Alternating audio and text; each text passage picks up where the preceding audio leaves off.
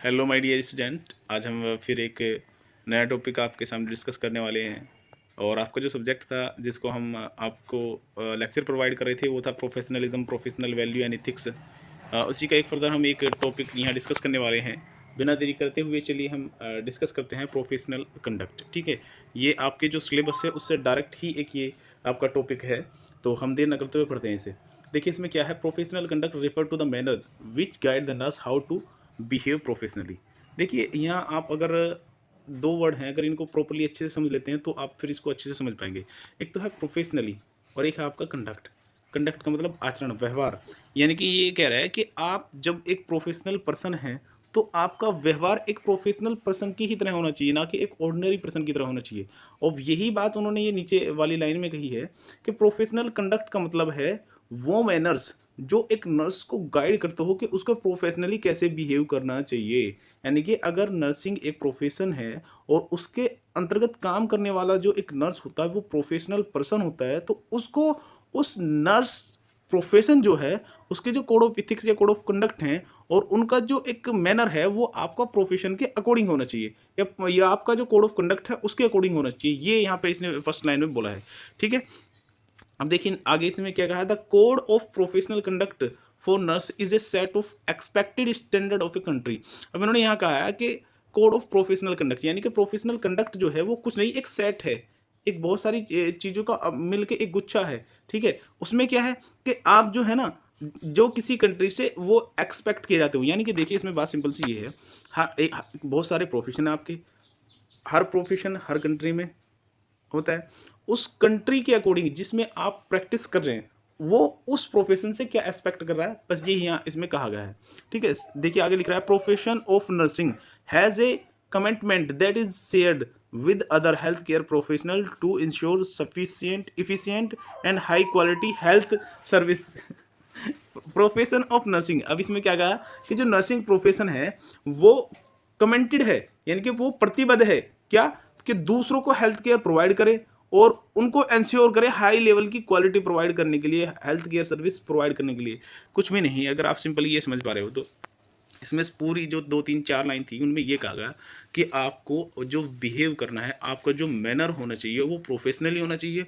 और वो प्रोफेशनली ऐसा होना ही चाहिए कि जो आपकी कंट्री से एक्सपेक्टेड किया जाता है, एक्सपेक्ट किया जाता है कि आप ऐसा करेंगे। दूसरा, नर्सिंग प्रोफेशन में बेसिकली आपका जो बिहेवियर है, कंडक्ट है, जो आपके मैनर्स हैं वो आपकी क्लिनिकल लाइन या टीचिंग लाइन या और जो आपके नर्सिंग एरिया है वहाँ पे देखने हैं।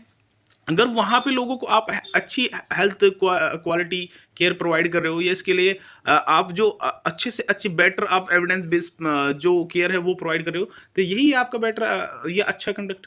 यानी कि जो आपकी बेसिक सर्विस है अगर उसको इन्हांस करते हो, लोगों को इंश्योर करते हो, लोगों को सेव करते हो, उनकी हेल्थ को प्रमोट करते हो, अगर ये सब आप अपने प्रोफेशन या कोड ऑफ कंडक्ट या कोड ऑफ इथिक्स के अकॉर्डिंग करते हो, तो यही तो आपका जो आचरण है, प्रोफेशनल आचरण यही तो है, इसके अलावा कुछ भी नहीं।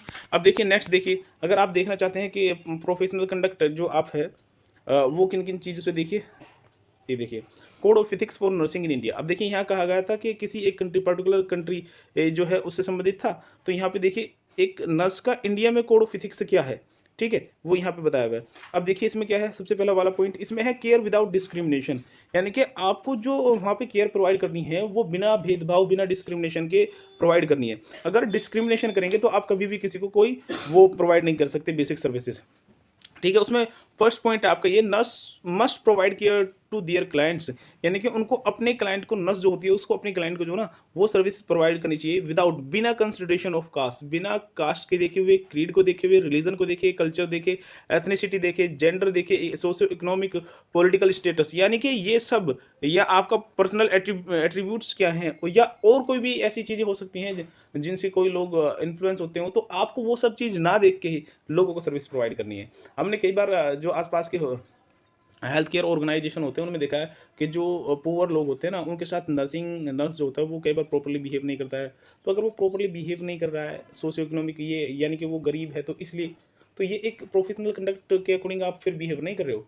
ठीक है, या आपने ये देखा कि कोई पॉलिटिकल जो है वो थोड़ा सा उच्च वर्ग का आदमी है, तो आप वो पॉलिटिकल उसकी जो पकड़ है वो हाई है, तो उसकी वजह से आप अगर उसको अच्छी केयर प्रोवाइड कर रहे हो तो ये एक तरीके से डिस्क्रिमिनेशन हुआ ना, कि आपने जो एक पर्सन था जो गरीब था उसको तो अच्छी बेटर केयर नहीं दी, लेकिन जो पॉलिटिकली थोड़ा सा मजबूत है, जो पावरफुल है, तो उसको आप अच्छी केयर प्रोवाइड कर रहे हो। तो बिना भेदभाव के आपको क्या केयर प्रोवाइड करनी है यहाँ ये पे। और वो केयर कैसी होनी चाहिए, यानी कि आपको ना तो उसका रिलीजन देखना है, ठीक है, ना उसका कल्चर देखना है, ना उसका सोशो इकोनॉमिक यानी कि वो गरीब अमीर है ना वो देखना है, वो किस पॉलिटिकल पार्टी से, या उसकी पॉलिटिकल पार्टी में पकड़ है, या वो उच्च सत्ताधीन है, तो ये सब आपको कुछ भी नहीं देखना है ना।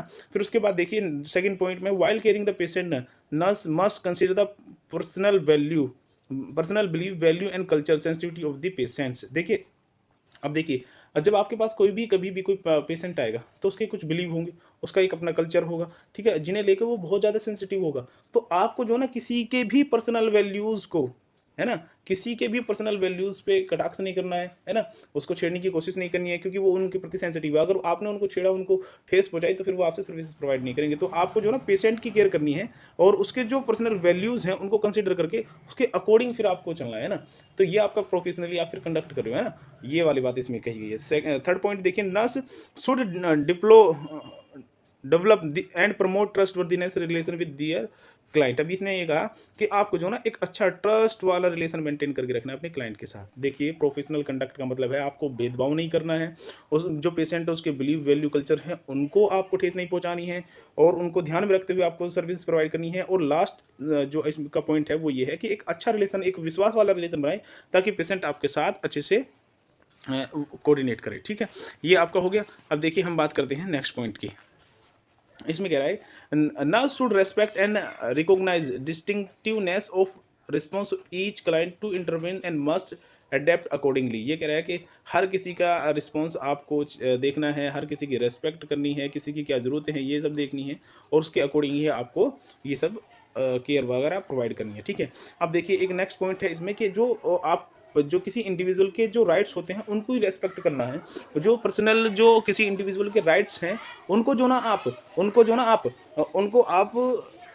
देने में हेल्प कीजिए, या उनको एक अच्छे से ये बताइए कि ये आपके पर्सनल राइट्स हैं, और उन पर्सनल राइट को आप किस तरीके से प्रमोट और प्रोटेक्ट कर सकते हैं। देखिए इसमें पहली बात इसने बोली है, nurse should respect individual right to make decision about their health status. यानी कि किसी इंडिविजुअल ने अगर अपनी हेल्थ को लेकर कोई डिसीजन बनाया है तो आपको उसकी रेस्पेक्ट करनी चाहिए, क्योंकि हेल्थ उसकी है, बॉडी उसकी है, जो वो डिसीजन लेगा वो बेटर लेगा आपसे, तो आपको उसके जो राइट्स हैं उसका यहाँ आपको ध्यान रखा कि भाई जो उसने डिसीजन लिया वो ठीक है। दूसरा, nurse must give adequate and accurate information to the client to enable them to take right decision. अगर कोई इंडिविजुअल कोई राइट डिसीजन लेना चाहता है तो उससे पहले उसको सही इन्फॉर्मेशन होनी चाहिए। तो आपकी जिम्मेदारी ये बनती है उसको सही और एक्यूरेट इन्फॉर्मेशन दे उस क्लाइंट को, ताकि वो अपनी हेल्थ के प्रति सही डिसीजन ले सके। जैसे मान लीजिए कोई प्रोसीजर किसी पर्सन को होना है, अब उस प्रोसीजर को जब आप अच्छे से आसान लैंग्वेज में जब उसको एक्सप्लेन कर देंगे, तब उसकी इच्छा है कि उस प्रोसीजर को कराए या उस प्रोसीजर को नहीं कराए। ठीक है, तो ये यहाँ पे कहा जा रहा है। ऐसी बहुत सारे इशूज हो सकते हैं ना। और नेक्स्ट देखिए, nurse should respect the decision made by the individual regarding their care. अगर उनकी केयर से संबंधित अगर कोई आपने डिसीजन लिया या आप क्लाइंट ने कोई डिसीजन लिया तो उनकी रेस्पेक्ट करनी चाहिए, एडवोकेट करना चाहिए। एडवोकेट का मतलब ये होता है कि आप किसी के जो राइट्स हैं उनको प्रमोट और प्रोटेक्ट करना, या किसी की हेल्थ को प्रमोट और प्रोटेक्ट करना, ठीक है, या सपोर्ट देना, ये एक हो सकता है। ठीक है, फिर उसके बाद है आपका नर्स, देखिए नेक्स्ट वाले आप ये पढ़ लेना, प्राइवेसी सब वगैरह, राइट ऑफ प्राइवेसी, यानी कि हर किसी को प्राइवेसी चाहिए, और हर किसी को की जो इन्फॉर्मेशन है या किसी के बारे में अगर कोई कॉन्फिडेंशियलिटी है तो उसको आपको रखनी है ना, ये सब इसमें बताया हुआ है। और कंसर्ट इन्फॉर्म्ड आपको करना है, ठीक है, अच्छी। और लीगल अगर उसमें कोई एस्पेक्ट है लीगल, तो उसको भी आपको ध्यान रखना है। तो मतलब ये है कि अगर कोई एक इंडिविजुअल कोई डिसीजन लेता है अपनी हेल्थ या अपनी बॉडी के प्रति, तो आपको उसका रेस्पेक्ट करना, ये होते हैं आपके इंडिविजुअल राइट्स। ठीक है, और बाकी ये अच्छे से आप पढ़ लेना। ठीक है, अब देखिए हम आगे पढ़ते हैं, रेंडर क्वालिटी नर्सिंग केयर। अब देखिए इसमें क्या कहा है, in order to provide quality nursing care, nurse must upgrade themselves through the continued education and utilization of all opportunity for self development। अब देखिए यहाँ हम बात कर रहे थे कि प्रोफेशनल कंडक्ट। अब जो प्रोफेशनल कंडक्ट का मतलब है आपको एक जो किसी को केयर प्रोवाइड करनी है वो प्रोफेशनली करनी है, आपका जो मैनर होना चाहिए वो प्रोफेशनली होना चाहिए। ठीक है, अब लेकिन आपको ये ध्यान रखना है जो प्रोफेशन होता है वो डायनेमिक होता है, क्योंकि उसमें बहुत सारी चीज़ें साइंटिफिकली ऐड होती रहती है, वो ऐड होती रहती हैं। अब अगर आपके जो हेल्थ केयर सेक्टर में कोई नई रिसर्चेस हो रही हैं, नई डेवलपमेंट हुई हैं, आप उनके अकॉर्डिंग अगर किसी को हेल्थ केयर सर्विस प्रोवाइड करेंगे देंगे तो वो शायद बेटर आप दे पाएँ। अब जो है इसमें ये कहा है कि जो एक नर्स है उसे जो ना खुद को अपग्रेड करता रहना चाहिए, अपडेट करता रहना चाहिए और कंटिन्यू लगातार एजुकेशन लेनी चाहिए, ताकि जो ना वो खुद को अच्छे से डेवलप कर पाए, सेल्फ डेवलपमेंट कर सके और वो जो उन्होंने जो एजुकेशन ली है उसका यूटिलाइजेशन कर सके, किसके लिए? नर्सिंग केयर के लिए। तो यहाँ एक बेसिक चीज़ ये थी कि खुद को आप एजुकेट करें, सेल्फ डेवलपमेंट करें और उस जो डेवलपमेंट हुआ है, जो आपने टीचिंग लर्निंग जो भी की है, उसके थ्रू आप जो ना किसी को अच्छी क्वालिटी ऑफ केयर प्रोवाइड कर सके, ये यहाँ पे कहा गया है। ठीक है, अब देखिए नेक्स्ट पॉइंट में यहाँ क्या गया, nursing care must be provide only by the registered professional nurse. अब यहाँ बहुत अच्छी चीज़ ये है, हमने बहुत सारे ऑर्गेनाइजेशन देखे हैं जिसमें जो ना एक रजिस्टर्ड नर्स नहीं होता है। कहीं भी एक ऑर्डिनरी पर्सन है, उन्होंने नर्सिंग से संबंधित बहुत सारा जो वर्क है या जो केयर प्रोवाइड करना ये सीख लिया, कहीं पे भी ट्रेनिंग ली है थोड़ी सी, और फिर वहाँ जाके जो ऑर्गेनाइजेशन है वहाँ पे सर्विस देते हैं। तो यहाँ ये कहा गया कि एक रजिस्टर्ड नर्स ही आपको केयर प्रोवाइड करे, या एक नर्स प्रोफेशनल नर्स ही किसी को केयर प्रोवाइड कर सकता है। अब देखिए नेक्स्ट पॉइंट में क्या है, nurse must strive to maintain quality nursing care and uphold the standard of care. इसमें एक पॉइंट ये कहा गया कि आपको जो एक क्वालिटी ऑफ नर्सिंग केयर है वो मेंटेन करके रखनी है, और दूसरे जो स्टैंडर्ड ऑफ केयर है वो मेंटेन करके रखनी है। क्वालिटी केयर का मतलब ये है कि आप कितनी बेटर सर्विस प्रोवाइड कर रहे हो, और स्टैंडर्ड का मतलब एक स्टैंडर्ड के साथ उसको सर्विस को प्रोवाइड कर रहे हो। तो यहाँ पे ये कहा गया है। ठीक है, बाकी ये देख लेना, ये एक वो पॉइंट है कि डेवलप, बहुत सारी जो इंपॉर्टेंट रिसर्च हैं वो डेवलप होती रहती हैं नर्सिंग प्रोफेशन में, किस तरीके से पार्टिसिपेट करके, ये सब आप पढ़ सकते हैं ना खुद ही। अब देखिए हम जो और चीज़ें हैं उनको पढ़ते हैं। अब देखिए इसमें कह रहा है adhere to practice within the framework of the ethical professional and legal boundaries led by the professional organisation. ठीक है, यानी कि आप किस तरीके एथिकल फ्रेमवर्क में जो ना रहते हुए, या लीगल जो बाउंड्री हैं उनमें रहते हुए आप किस तरीके से प्रोफेशनल ऑर्गेनाइजेशन में अपना योगदान दे सकते हो, या किस तरीके से। तो यहाँ पे ये कहा गया। अब देखिए फर्स्ट लाइन में क्या कहा, nurse must follow the code of ethics and code of professional conduct. यानी कि आप जो प्रोफेशन है उसका एक कोड ऑफ एथिक्स। अब मैं ये बात कितनी बार बोल चुका हूँ कि कोड ऑफ एथिक्स, अगर आपको समझ में नहीं आता तो सिंपल सी बात, कोड ऑफ एथिक्स का मतलब ये है रूल और रेगुलेशन आपके प्रोफेशन के संबंध में जितने भी हैं वो आपके कोड ऑफ एथिक्स आते हैं। ठीक है ना, और प्रोफेशनल कंडक्ट का मतलब वो बिहेवियर या वो मैनर्स जो किसी एक प्रोफेशनल बंदे के लिए होना चाहिए। ठीक है, तो यहाँ यही कहा कि आपको जो ना फॉलो करना चाहिए कोड ऑफ एथिक्स को और कोड ऑफ प्रोफेशनल कंडक्ट को। ठीक है, और ये जो है ये डेवलप किया जाते हैं, यानी कि कोड ऑफ एथिक्स और प्रोफेशनल कंडक्ट जो है ये डेवलप किसके से किया जाते हैं, इनको आईएनसी करती है, इंडियन नर्सिंग काउंसिल। ठीक है, तो आपको ये पता होना चाहिए। दूसरा इसमें कहा गया, nurse must also be familiar with relevant laws and practice in accordance with the law of the state और province in which they are practising. अब इन्होंने कहा कि आपको वो सब कानूनों की लॉ की जानकारी होनी चाहिए है, और उन कानूनों से आप परिचित होने चाहिए जो आपके स्टेट या आपका जो प्रोविंस है उसमें अप्लाई होते हैं, या उसके अकॉर्डिंग आपको प्रैक्टिस करनी चाहिए जिस स्टेट में आप हैं। ये इन्होंने कहा, यानी कि एक कानून की जानकारी होना एक नर्स के लिए बहुत ज़रूरी है, क्योंकि जो मेडिकल सेक्टर है ना उसमें वाकई ही बहुत सारी आजकल गड़बड़ियाँ होनी शुरू हो चुकी हैं। तो आप अवेयर रहें अपने लॉ से संबंधित, अपने प्रोफेशनल जो प्रोफेशन है उसमें क्या क्या लॉ हैं तो वो आपको पता होनी चाहिए। ठीक है, अब देखिए आगे इसमें क्या कहा है इन्होंने, harmonious relationship with the health care team. अब इन्होंने क्या कहा कि रिलेशन हार्मोनियस होना चाहिए किसके साथ, हेल्थ केयर टीम के साथ। यानी कि अगर आप प्रोफेशनली कंडक्ट कर रहे हैं तो प्रोफेशनल अगर आप आचरण है, मैनर है, तो उसमें ये भी है कि आप टीम के साथ अच्छे रिलेशन बना के रखें, है ना। तो इसमें पहले पॉइंट में यही कह रहा है, नर्स मस्ट कोऑपरेट करे, कोऑर्डिनेट करे, कोलैबोरेट करे with the member of the health team.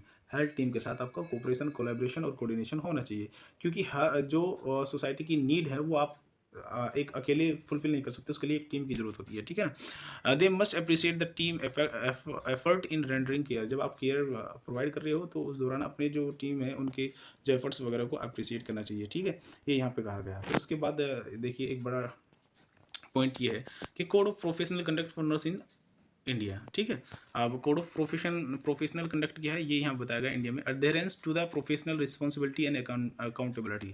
अब इन्होंने कहा जो आपकी रिस्पॉन्सिबिलिटी है और आपके जो अकाउंटेबिलिटी है उन सब के प्रति आप जिम्मेदार रहने चाहिए।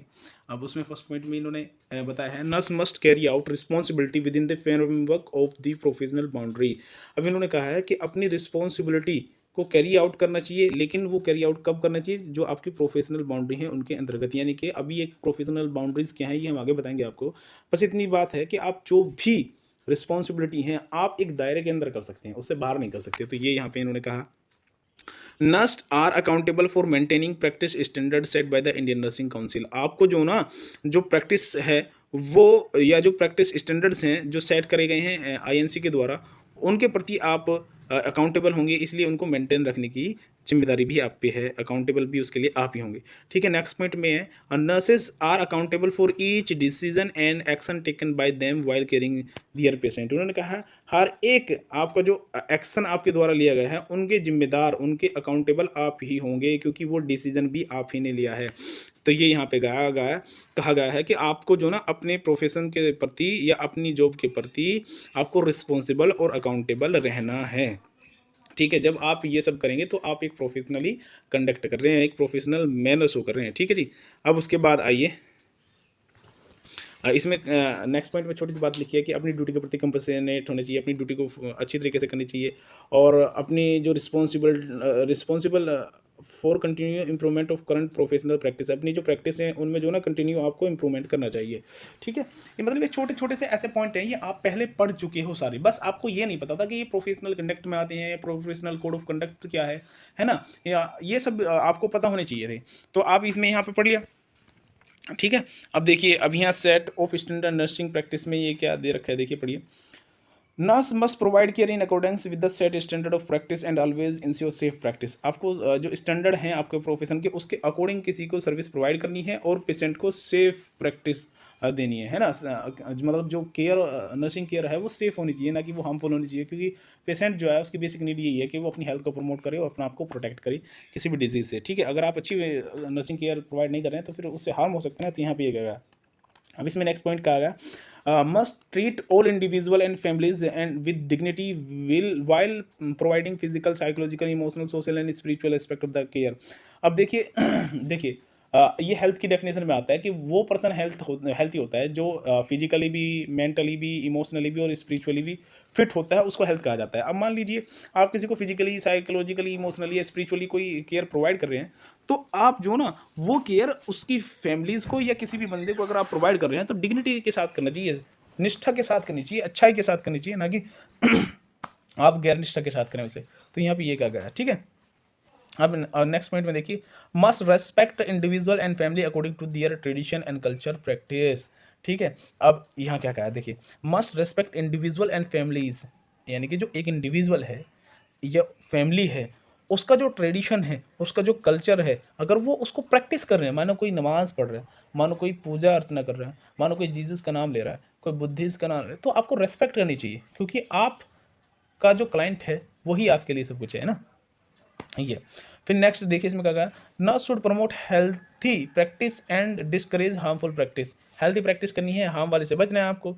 ये सब चीज़ें आप बहुत आसान सी हैं, आप इनको पढ़ लेना। ठीक है, और थोड़ी सी ये चीज़ें और हैं, ये और देख लीजिए आप।